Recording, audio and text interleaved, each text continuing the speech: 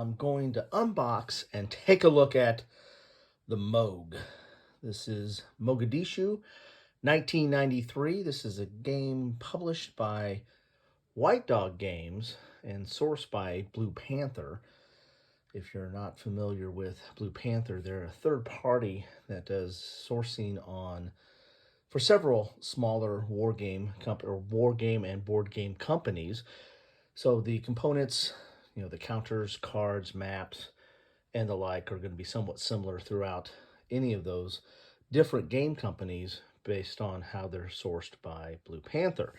Now, this is Mogadishu 1993, so we're talking about the UN forces in that region in the early 90s. And as it says here, the Moog is a solitaire game simulating the military actions in 1993 by the United Nations in Mogadishu against the Somali National Alliance, the SNA.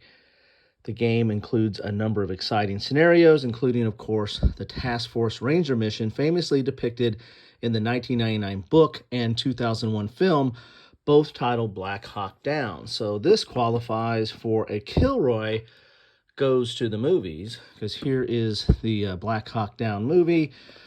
It's a Ridley Scott movie, which is kind of interesting because I did a unboxing of the Napoleonic Wars and talked about the Ridley Scott movie for Napoleon, and now I'm doing another Ridley Scott movie that is connected to another White Dog Games solitaire game called the Moog. What we have here, the movie is, has a good cast of actors, that were up and coming and hot at the time in 2001. And the movie does a decent job of, in my opinion, of depicting the frustration of the situation. It's one of those movies, as the first time I watched it, you're kind of yelling at the screen and, saying, how stupid can you be and what are you doing? And just being frustrated with the situation. And then the more you watch it, you get an appreciation for the combat and the kind of urban fighting in the Middle East that it portrays. Now, can't speak to its realism at all, having not served in the Middle East. So I'll leave you to put comments on what you think about the movie and the book. I haven't got to the book yet. I need to probably pick that up. Usually the books are better than the movie, but most of us are visual beings and like to see it. But I recommend this movie. I eventually, as I said, the first time I watched it, I did not enjoy it, but maybe it's not a movie meant to be enjoyed. And then the more I watched it, the more I've started to appreciate it. But again, love to know your thoughts on this movie. Now, how about this game? Well, in this game, you control UN forces against the SNA, which is run by the game's artificial intelligence rules. There are 6 historical missions. In addition, you can create your own special missions using a random setup generator to produce a different scenario each time. Now, that sounds kind of cool to me. Do you take an extra helicopter, gunship, or would extra boots on the ground be more useful? Maybe an additional truck is essential. The choice is yours. In any event, the SNA will attempt to thwart you at every turn in deadly urban combat. And here's an example of the map. And the map is it looks like it's kind of an area movement type map. You've got some streets and kind of some grids. I think they've done that to kind of simplify the AI and how you interact with it. Here is an example of the counters. And this is a game design. It's kind of hard to see with the glare here, by David Kershaw right there. So this isn't my only game on Mogadishu, especially in 1993. I've got others, among which are A Day of Heroes, which is Mogadishu, 1993. This is Lock and Load. This was back when Mark Walker was in charge of Lock and Load, and it follows the Lock and Load, kind of their tactical system, which is now called Lock and Load Tactical. which, the lock and load tactical system, the lock and load system basically became the heart and engine of lock and load tactical. They've made changes to it, but this is an interesting game, and it has kind of the grid as well. A lot of the lock and load tactical is mostly a hex game or a hex map, and here you have a grid, and so that I found that interesting that they did the same thing in this game as well. Scale on this probably is relatively similar. I think you're going to be having small unit tactics going on here, which I kind of classify as platoon level on down, so platoon, squad, team, individual, and the like. So I think this is going to classify as a small unit tactical type game. And it features Somalian forces, snipers, militia, RPGs, technicals, UN forces, Delta Force operators, Ranger Chalks, Humvees, combat search and rescue, UN relief convoys, UN air support, casualties and roadblocks, and optional features include AC-130 gunships and random events. So there you have that. I think that's enough of an intro. Let's get into the box and see what we have to play with here.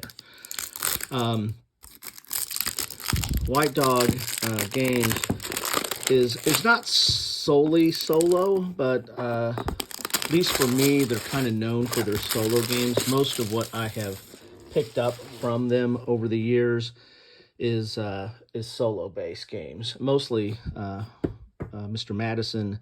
I enjoy his games, and he's one of the key designers for White Dog Games, but this is a Kershaw design, so my first, I think, solo from him. Anyway, so here's the box, typical Blue Panther type box here, small box or short box, but good quality nonetheless. Here are your counters, and it's going to be the typical Blue Panther counters, very thick, chunky counters. Get a look at the forces there and some of the vehicles, and then they are double-sided. You have that there. Then we have the map. Let's put that aside. We'll take a look at that in a second. Here is example of play. That's kind of nice. It's a little bit thicker paper, not necessarily player aid stock, but still thicker paper. Here's a full example of play, front and back. Or I don't know if it's full, but it's gives you what goes on there. That's pretty cool. Here's a quick reference sheet. I gotta like that. Or you gotta like that. It's got turnover, and you have some key charts here. So nicely done there. More solitaire games should do that. And then that's the rest of what's in the box. Then we have the rules here, which are 16 pages, and it's with the random events option at the back here. So you have an optional rule at the back. So probably 15 pages of rules that you have to have. And it's full color. It's not really glossy, so it's not going to shine as you're trying to read it here. Using dice, map clarification. The game only uses a 6-sided die or D6. Okay, I didn't see a dice in here, so I guess I need to supply my own dice.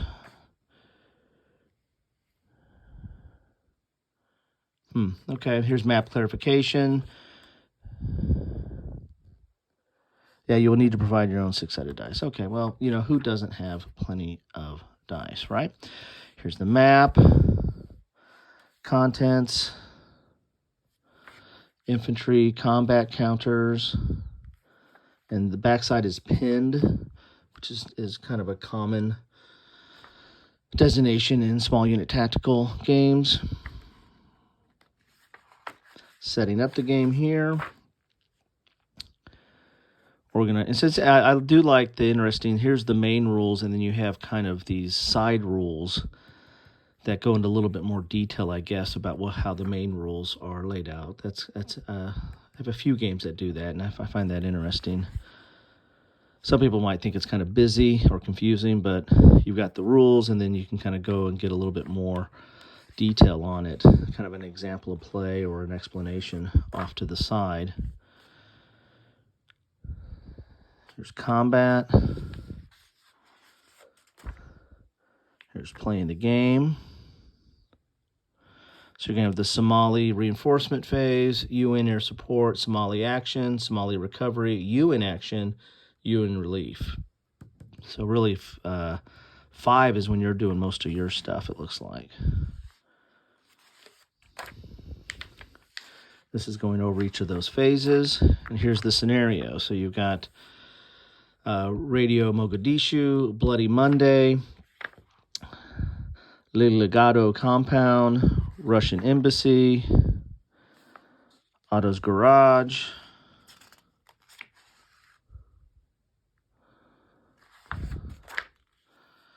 Irene, this is a Blackhawk down, Hypothetical Raid, Optional Rules, and then more optional rules there. So there you have it. That is a reading of that. Let's go into the map here. This is going to be paper map, which is typical for Blue Panthers. It's a little bit thicker than maybe a typical paper map that you get from other game companies, but a lot of black there. That black takes up a lot of ink. I found that interesting. So as you see a lot of areas. Areas there are numbered, so that's probably going to come into play with the